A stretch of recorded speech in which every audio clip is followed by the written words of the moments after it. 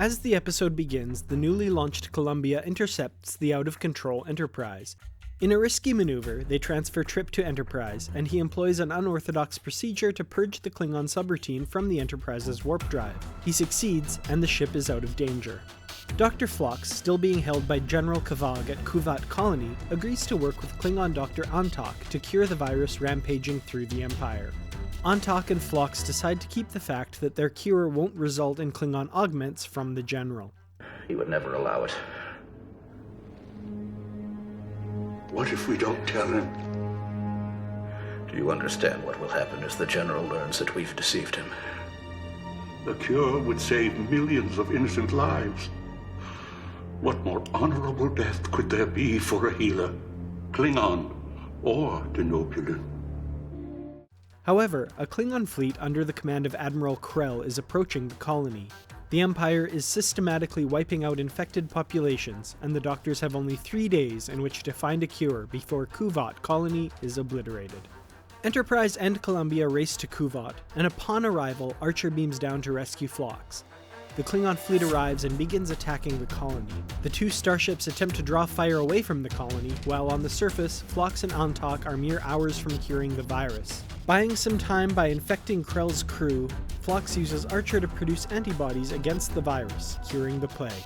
And the Klingons all lived happily ever after, with some just a little smoother than before. Divergence is a fast-paced, visually beautiful episode with some great performances by the Enterprise cast. The show really comes together in Season 4, and this two-parter is certainly a highlight of this final season. Explosive action and a fun plot that isn't afraid to do things we haven't seen before in Star Trek make this episode a very memorable outing. As noted in my review of Affliction, the Archer-Reed dynamic is done very well.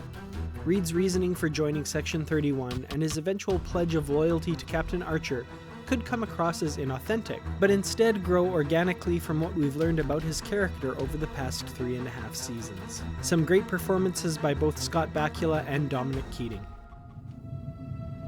There's a way out of this.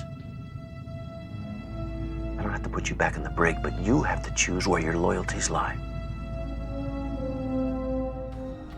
The sequence that begins the first act with the transfer of Trip from Columbia to Enterprise is visually stunning. It's rare that we get to see things like this that have never been done before in Star Trek. The sequence is marked by beautiful shot after beautiful shot, beginning with Columbia's initial approach to Enterprise and culminating with the tense scene in which Trip restarts the Enterprise's engines after purging the Klingon subroutines. This whole act is a lot of fun. Never thought I'd see the stars like this. Eyes on the cable, Commander. I need you back here in one piece. Phlox's take-charge attitude in this episode is a nice piece of character work. Anytime Phlox gets to lead an episode, it's a fun time.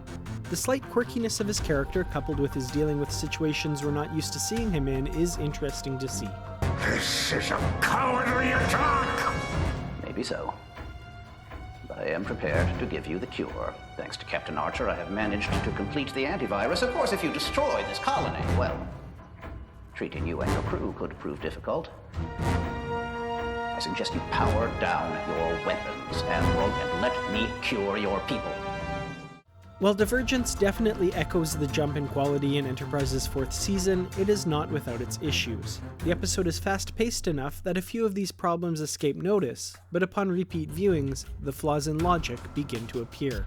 While the sequence to begin this episode is very impressive, it left me a little confused as to what the exact purpose of the Klingon computer virus was. It's stated that the Enterprise can't go below Warp 5 or the reactor will breach due to increased pressure within the warp core. However, in the course of repairing the ship, the warp reactor is shut down to purge the Klingon subroutines.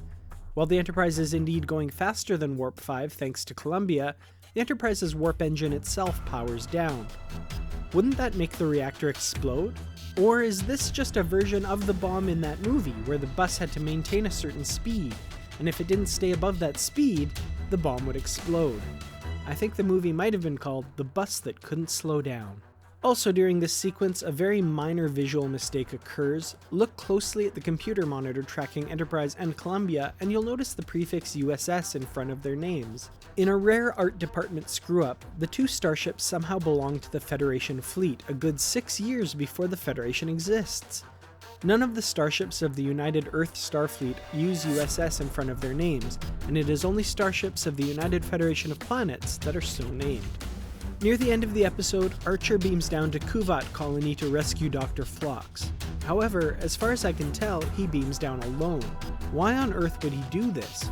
Bring along a few Mako teams to secure Phlox and face off against the Klingons that are probably holding him by force. The fact that Archer appears alone to rescue Phlox is the biggest problem I have with this episode, and momentarily takes me right out of the narrative.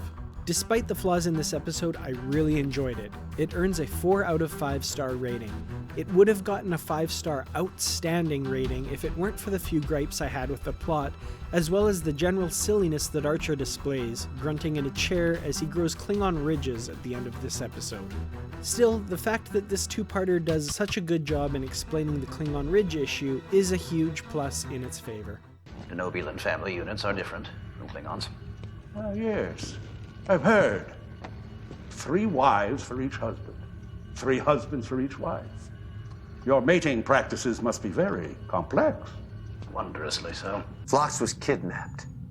Starfleet would never authorize that. Reread the Charter, Article 14, Section 31.